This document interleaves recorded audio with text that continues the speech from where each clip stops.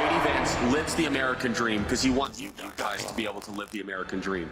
I grew up in Middletown, Ohio, a small town where people spoke their minds, built with their hands, and loved their God, their family, their community, and their country with their whole hearts. But it was also a place that had been cast aside and forgotten by America's ruling class in Washington. Despite the closing factories and the growing addiction in towns like mine, in my life, I had a guardian angel by my side. She was an old woman who could barely walk, but she was tough as nails. I called her Mamaw, the name we hillbillies gave to our grandmothers. Thanks to that Mamaw, things worked out for me. After 9/11, I did what thousands of other young men my age did. I enlisted in the United States Marines.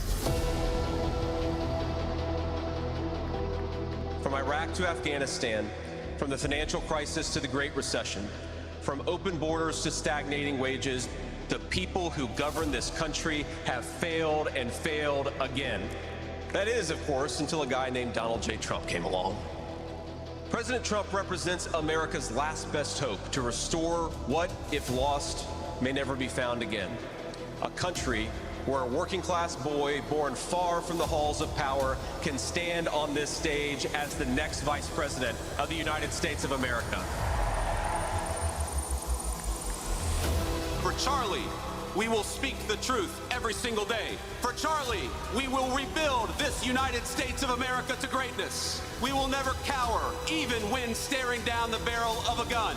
For Charlie, we will remember that it is better to stand on our feet defending the United States of America and defending the truth than it is to die on our knees. May our Heavenly Father give us the courage to live as Charlie lived.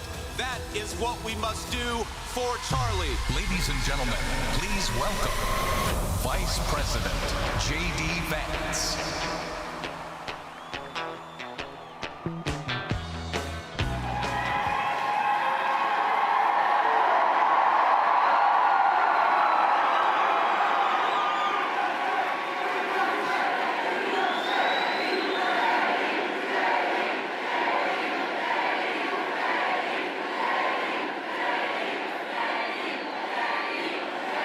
Wow.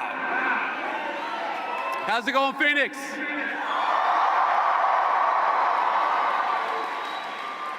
It's so good to be here with you all on this amazing day to close out an amazing AmFest 2025.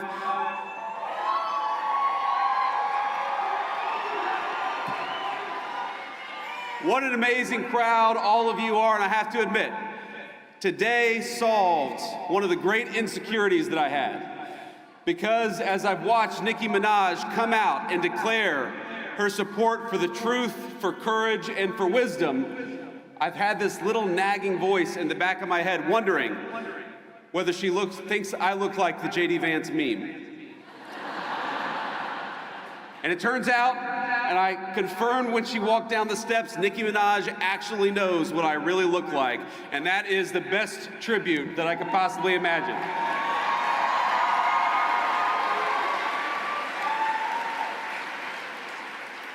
I have to start off with a note of gratitude. Erica, I cannot thank you enough for your strength, your grace, and your kind words of support for this administration and for me personally.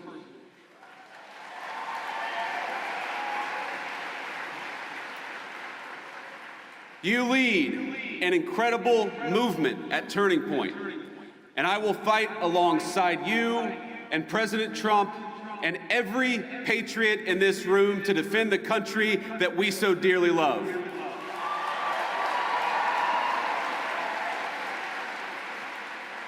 And when I say that I'm going to fight alongside of you, I mean all of you, each and every one.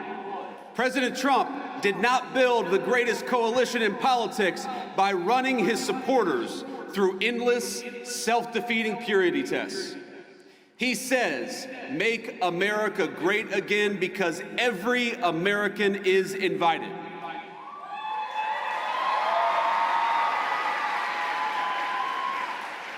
We don't care if you're white or black, rich or poor, young or old, rural or urban, controversial or a little bit boring, or somewhere in between.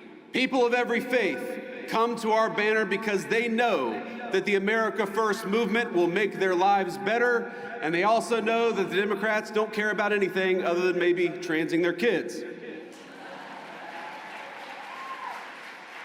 So if you love America, if you want all of us to be richer, stronger, safer, and prouder, you have a home on this team. The best way to honor Charlie is that none of us here should be doing something after Charlie's death that he himself refused to do in life.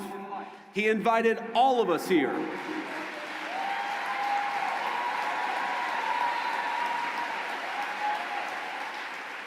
Charlie invited all of us here for a reason, because he believed that each of us, all of us, had something worth saying, and he trusted all of you to make your own judgment. And we have far more important work to do than canceling each other. We have got to build, and President Donald Trump is a builder.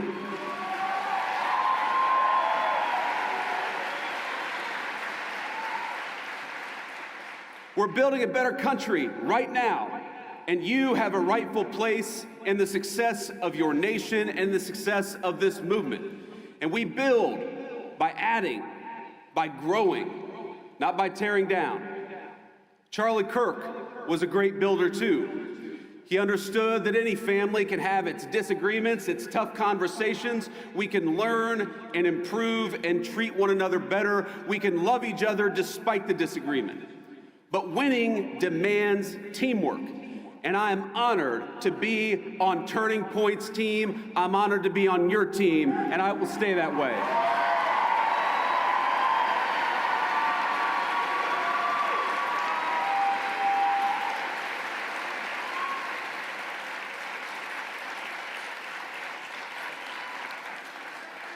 There's still so much important work to do, my friends. We're barely a year into this administration, not even a year into the administration. But I'm so proud of the accomplishments of the president and the entire administration. In just a year, we ended Joe Biden and Kamala Harris's border crisis.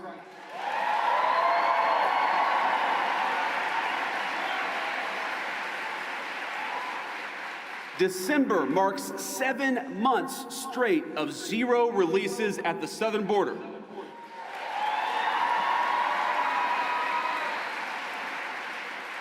More than 2.5 million illegal immigrants have left the United States, the first time in over 50 years that we have had negative net migration, and it's just the start.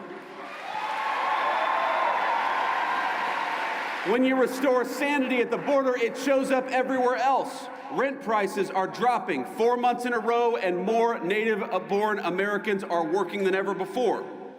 Kamala Harris opened the border and destroyed the economy. The Trump administration gave you net negative migration and much more job creation.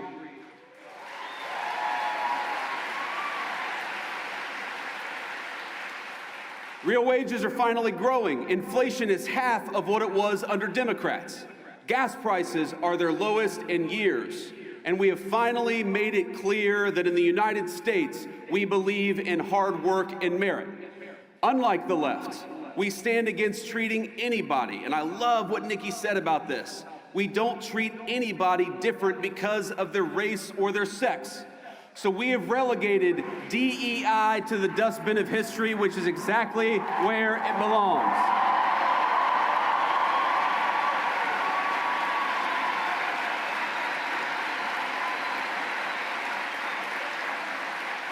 In the United States of America, you don't have to apologize for being white anymore.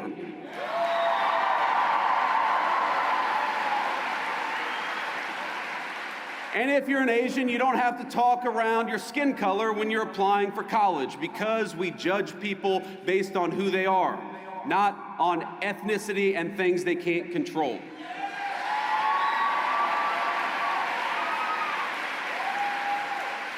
We don't persecute you for being male, for being straight, for being gay, for being anything. The only thing that we demand is that you be a great American patriot, and if you're that, you are very much on our team.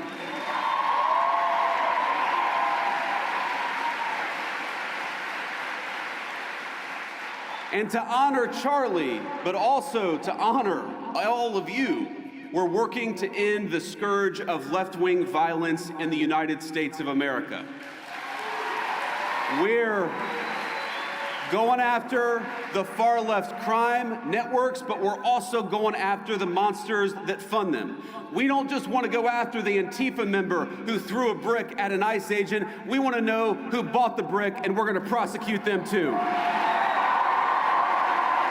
Next month will be the official one-year anniversary of the Trump administration, and I am damn proud of our record so far.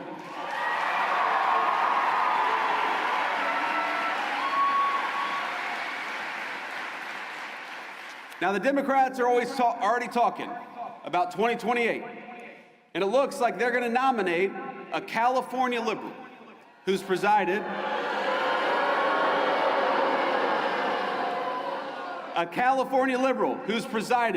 over rolling blackouts, open borders, and unchecked violent gangs. They're just trying to settle on whether it's going to be Gavin Newsom or Kamala Harris. The left is still there, my friends, and they are still very powerful. Don't delude yourselves. It's the activist groups who want to poison your kids with hormone replacement therapy and toxins in your water supply. It's the corporate boardrooms pushing diversity quotas while whining about the fact that Donald Trump won't let them ship American jobs overseas anymore, and boo-hoo to that. It's the rogue district judges who issued nationwide injunctions every time the president lifts a finger. It's the Soros DAs who cheered on as their cities burned. What unites them? They win when our country loses. They get rich when you get poorer. They hire the illegals that they bring in to take your jobs. They drink fine wine in the countries they ship your jobs to. They censor you because they'd rather destroy the Constitution than risk losing an argument. They bring in millions of voters because they know they can't win the argument with the people who are already here. And you know what else unites them? We are going to kick their ass next November and every year after that.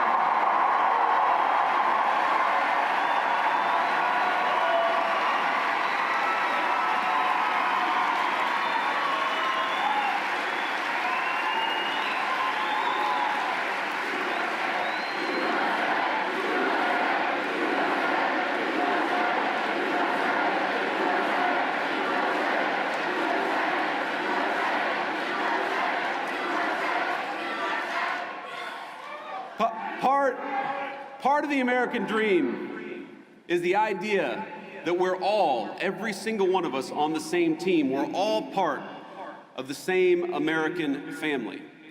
If you want to destroy that, do what Democrats have done, not just for the last 5 years, but for the last 30 or 40. Make one race the enemy of another. Make one gender the enemy of the other. Make Americans suspect and despise each other instead of loving their shared country. When I think about some of the most impassioned debates happening in our country, the nature of citizenship, of what it means to be an American, it all speaks to an obvious truth. Americans are hungry for identity. We're hungry for belonging. We're hungry for a sense of our place in the world. And it's no surprise why.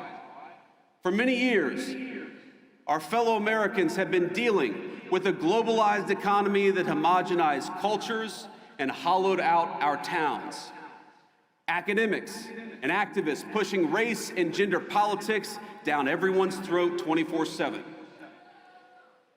Big tech overlords using their internet platforms to censor stories that challenge the dominant far-left narrative in our country.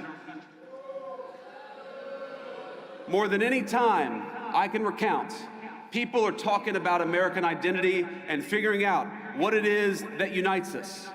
But I want to say something here. The only thing that is truly served as an anchor of the United States of America is that we have been, and by the grace of God, we always will be, a Christian nation.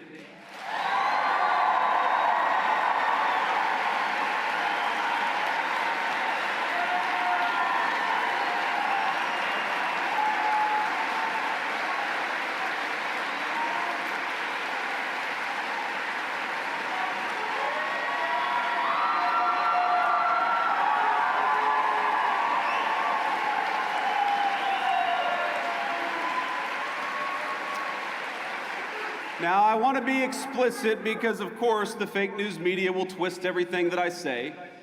I'm not saying... Do you feel about them the same way I do?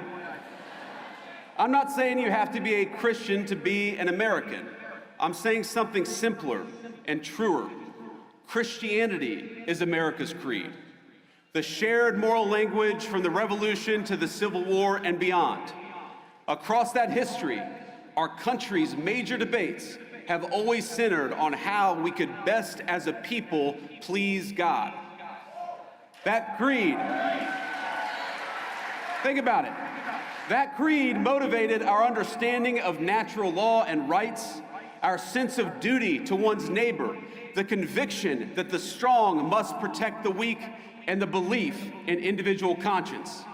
Even our famously American idea of religious liberty is a Christian concept. Because we're all creatures of God, we must respect each individual's pathway to that God. But over the last 50 years, there has been a singular focus, a war that has been waged on Christians and Christianity in the United States of America. And let me say, of all the wars that Donald Trump has ended, that is the one we're proudest of.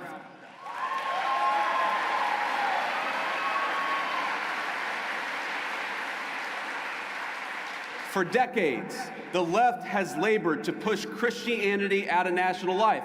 They've kicked it out of the schools, out of the workplace, out of the fundamental parts of the public square. Freedom of religion transformed into freedom from religion. And in a public square devoid of God, we got a vacuum. And the ideas that filled that void preyed on the very worst of human nature rather than uplifting it. They told us not that we were children of God, but children of this or that identity group. They replaced God's beautiful design for the family that men and women could rely on and turn to one another, with the idea that men could turn into women so long as they brought the right bunch of pills from Big Pharma. They had all the religious fervor of a zealous convert without any of the grace or forgiveness of a true Christian. Scripture tells us, by your fruits ye shall know them. And we might ask, what are the fruits of these people and their principles? And the answer is a man named Tyler Robinson who killed my friend.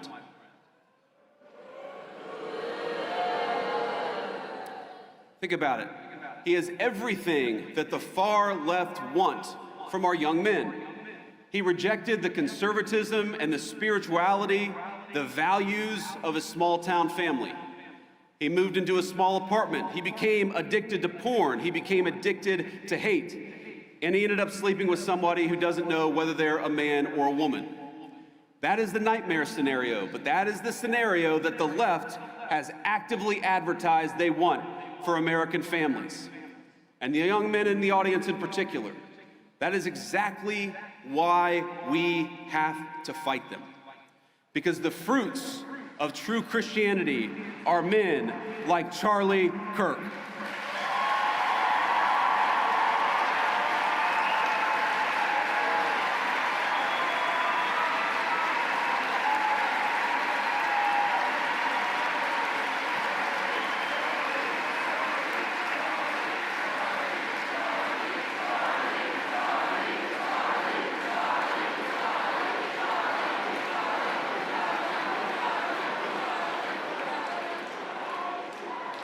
The fruits of true Christianity are good husbands, patient fathers, builders of great things, and slayers of dragons. And yes, men who are willing to die for a principle if that's what God asks them to do.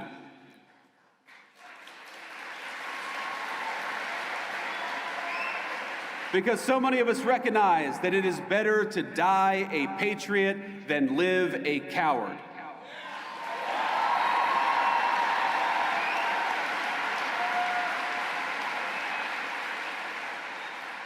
I'm going to tell you something I haven't talked about publicly before, but in the days after Charlie's death, I struggled a great deal. I'm sure many of you did too. I remember watching every video of the assassination looking for clues, trying to understand what happened. I'd try to hide my friend and that terrible bullet hitting him, but I would try to look around. I stayed up all night for many nights in a row, researching every conspiracy theory, going down every rabbit hole. When my lovely wife Usha told me to come to bed, I told her I owed it to Charlie to try to uncover every stone, and so that's what I tried to do. I remember I was consumed by this fear that Charlie's death wouldn't just deprive a family of their husband or of a good father, but that it would deny our movement of a great unifier of people and a great doer of great deeds. It's the only time I can remember my wife ever telling me that she was really worried about me. She told me it many times. But what saved me was not lying to myself, but accepting the reality of the fight that we're in.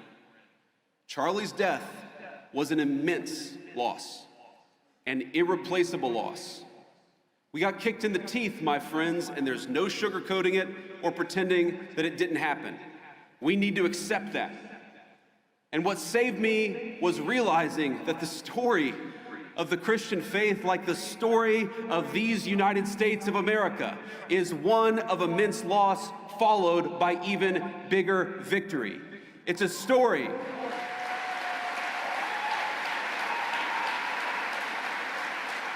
It's a story of very dark nights followed by very bright dawns. What saved me was remembering the inherent goodness of God and that His grace overflows when we least expect it. Not long ago, I spent time at a Christian men's ministry just a couple of weeks ago.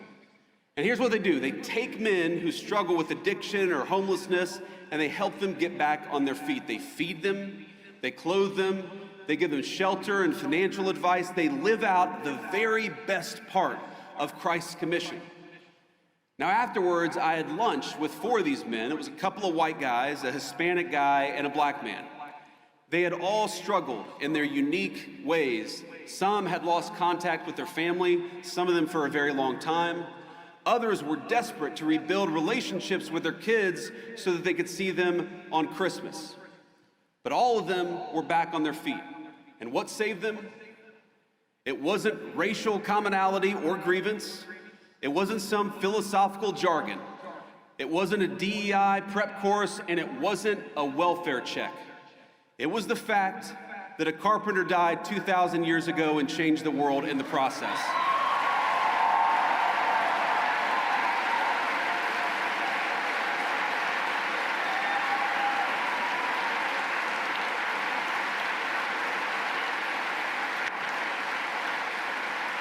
If you go to almost any food pantry in this country, you will find Christians feeding the poor.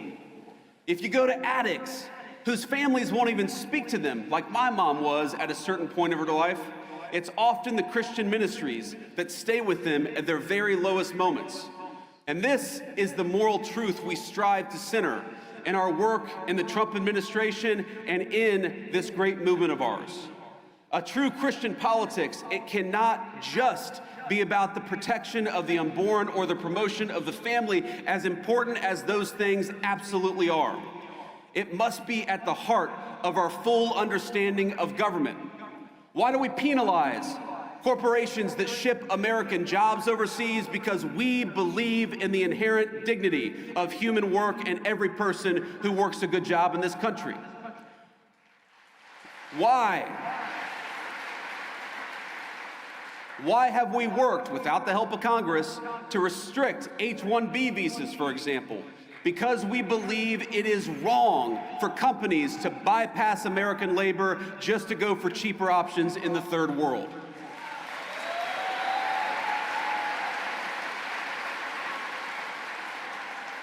We help older Americans in retirement, including by ending taxes on Social Security, because we believe in honoring your father and mother rather than shipping all of their money off to Ukraine.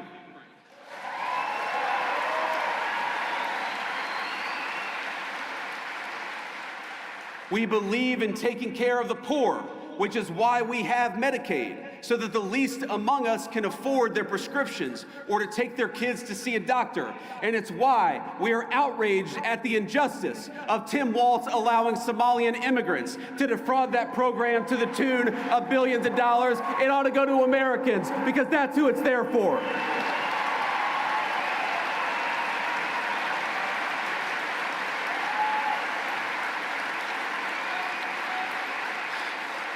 Now, I want to close, my friends, but I have heard you. I know that some of you are impatient at the pace of progress, and my response to that is good. Be impatient. Use that desire for justice for your country as fuel to get involved in this movement in a bigger and better and more powerful way. I know some of you are discouraged by the infighting over any number of issues. Don't be discouraged. Wouldn't you rather lead a movement of free thinkers who sometimes disagree than a bunch of drones who take their orders from George Soros?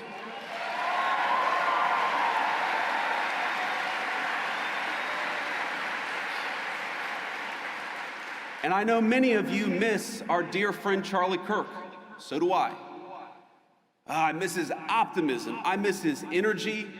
I miss the phone calls where we'd strategize about how to get this or that GOP congressman to get off their ass and do something. But most of all, I miss Charlie's wisdom.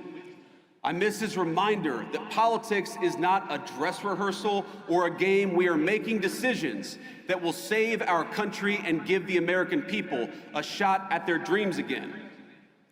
If you miss Charlie Kirk, do you promise to fight what he died for? Do you promise to take the country back from the people who took his life? Do you promise to help defeat the radicals who cheered his death? Do you promise to honor his memory by having faith in the God he loved? My friends, commit to these things, and I promise you victory. I promise you closed borders and safe communities. I promise you good jobs and a dignified life. Only God can promise you salvation in heaven, but together we can fulfill the promise of the greatest nation in the history of the earth. Merry Christmas, my friends. Let's keep fighting.